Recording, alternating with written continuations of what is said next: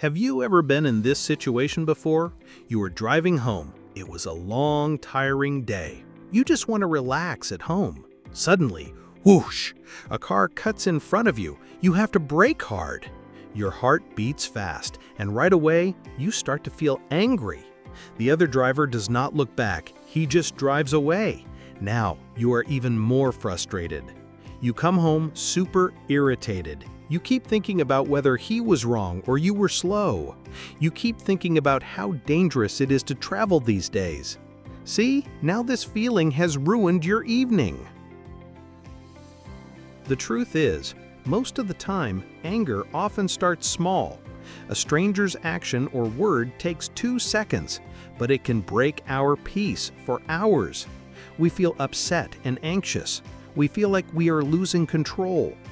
But think about it. In the end, anger is your emotion, your control. Taking control of your own emotions may be hard, but it is achievable. In today's video, we will help you. Let's learn some tips on how to never get angry or bothered by anyone.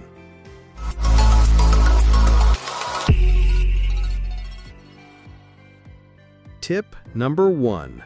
The 90-second rule. Many people around me have approved your emotion is valid but also a choice. Anger, for instance, lasts only 90 seconds unless you keep feeding it. So what does feed the anger mean? Let's look at a situation where someone cuts you off in traffic. Your first instinct might be to feel that rush of anger. That anger can quickly escalate into shouting or honking the horn. Then you catch yourself replaying the incident over and over in your head. Who's to blame, what you could have done differently, and how it shouldn't have happened. And that's where the chaos begins to spiral into full-blown anger. As a lot of people have told me that they cannot let things go easily, here's the trick. Don't stress about staying calm forever, just don't get mad in the next 90 seconds. If you let those 90 seconds pass without getting caught up in thoughts, your anger will fade away quickly. Tip number 2. Will this matter in 5 years? Or 5 weeks? Or even 5 days? It depends on the situation. Most of the things that make us angry are trivial when we zoom out. For instance, imagine a colleague criticizing your presentation because you forgot to attach a single small file. In the moment, their sharp comment might feel embarrassing and frustrating. You feel like your mistake has ruined the entire presentation. However, in all likelihood, your listeners don't even care that much. People will forget about this presentation a week later. Okay, jokes aside, what I mean is that the "will this matter in 5 years" question helps you put the situation into perspective. Most of the things that upset us are short-lived, but their impact can seem much bigger when we dwell on them. In the above example, your embarrassment after the presentation will be enough to make you feel drained, stressed, and doubt yourself, even though it does not have that much of an impact on your personal or career growth. By focusing on the bigger picture, you protect your peace from small, fleeting things that won't matter tomorrow, let alone 5 years from now. Tip number 3. The H.A.L.T. Though everyone is different, the truth is, humans share some common emotional triggers. Let's play a quick game. Put one finger down if any of these are true for you. Have you ever felt incredibly more easygoing after eating a full meal? Have you ever found yourself getting angrier and angrier after a series of upsetting events? Have you ever felt more relaxed when you're surrounded by people you love? Have you ever felt like everything is more annoying after a tiring day? How many fingers are still up now? In short, let me introduce you to the H.A.L.T rule. Never get too hungry, angry, lonely, or tired. And I don't just recommend avoiding these states, I also have something else for you to check when you feel anger rising. The next time you're about to lose your cool, pause and ask yourself, am I too hungry, angry, lonely, or tired? If you are, you're more vulnerable than usual, and the problem might not be as bad as it feels. Tending to these needs will help you stay calm and avoid unnecessary stress. Tip number 4. Focus only on what you can control.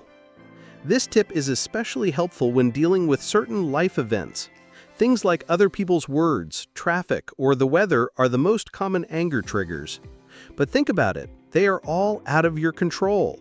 You can control the way you respond, though. For example, imagine it's after work and you're heading home, but suddenly it starts pouring rain. Instead of complaining about your bad luck or blaming yourself for not bringing an umbrella, focus on the things you can control. You can take it in stride, knowing that getting frustrated won't change the situation. You can even find a moment of joy in the rain, knowing you'll soon be able to take shelter. Ooh, isn't it cozy? Redirecting your attention to what you can do to make the best of the situation is key here. It will require practice, of course, but you regain your peace and stop wasting energy on something that's out of your hands. Tip 5. Give others the benefit of the doubt. This tip is especially useful when dealing with human behaviors. Often, we assume someone is intentionally trying to harm or annoy us. However, a simpler and usually more accurate explanation is that they are simply unaware, not good with words, or also having a bad day like us. For example, imagine your colleague accidentally takes credit for your idea in a meeting. Instead of immediately assuming they're trying to undermine you, consider that they may have simply forgotten who said that. To get peace of mind, you can gently ask them again at the end of the meeting to clarify, without confrontation. Now, I know there's always a chance that some people may actually want to harm you, but by giving them the benefit of the doubt first, you free yourself from unnecessary anger or frustration. This helps you let go of negative emotions and focus on moving forward with a clear and calm mind. And a clear and calm mind is very crucial in case you actually have to deal with something later. Tip 6. Physically move. So this one is a tip when you don't have time for the above mindful process. When you feel anger building up and you're not in the right mental state to think clearly, take a moment to change your physical state, like stand up, walk into another room, grab a glass of water, or step outside for a few minutes. Simple as it may sound, it is one of the quickest ways to diffuse anger. It provides you with literal space to breathe and calm down, giving your mind a break to reset. This physical movement breaks the cycle of anger and helps you return to the situation with a clearer, more composed mindset. Tip 7. Narrate what is happening factually. Another way to directly address anger, but this one requires your mind. My tip is to narrate the situation to yourself in the most boring, objective terms possible. Instead of saying, "That jerk just cut me off and almost put me in danger," try saying, "A blue car changed lanes into the space in front of my car." Doesn't that sound calmer? And that is exactly what was happening. By stripping away the emotion and story, you'll see how minor the event often is. This neutral, factual approach helps you detach from the immediate emotional reaction. It reduces the intensity of your feelings and avoids anger. Tip 8. Walk away. In Tip 6, I mentioned physically moving to help calm yourself down, but this tip is a little different.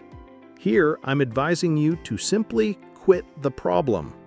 Stepping away and stopping the engagement can work wonders for both the situation and your mental health. For example, imagine you're in an argument with your spouse and the conversation is getting heated. Instead of continuing to argue and escalating things further, take a moment to walk away. You could say, "I feel too stressed. I need a few minutes to cool down."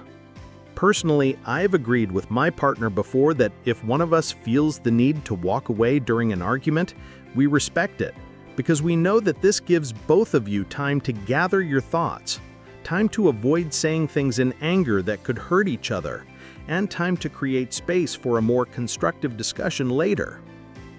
In the end, everyone gets angry or bothered. That's natural. Practicing these skills will be a long process, but the rewards are absolutely worth it. It's not about being perfect, it's about building resilience and creating a life where you control your emotions, not the other way around. Thank you so much for watching. If this video gave you a helpful push, feel free to like, share, and subscribe. Until next time, stay calm, stay unbothered.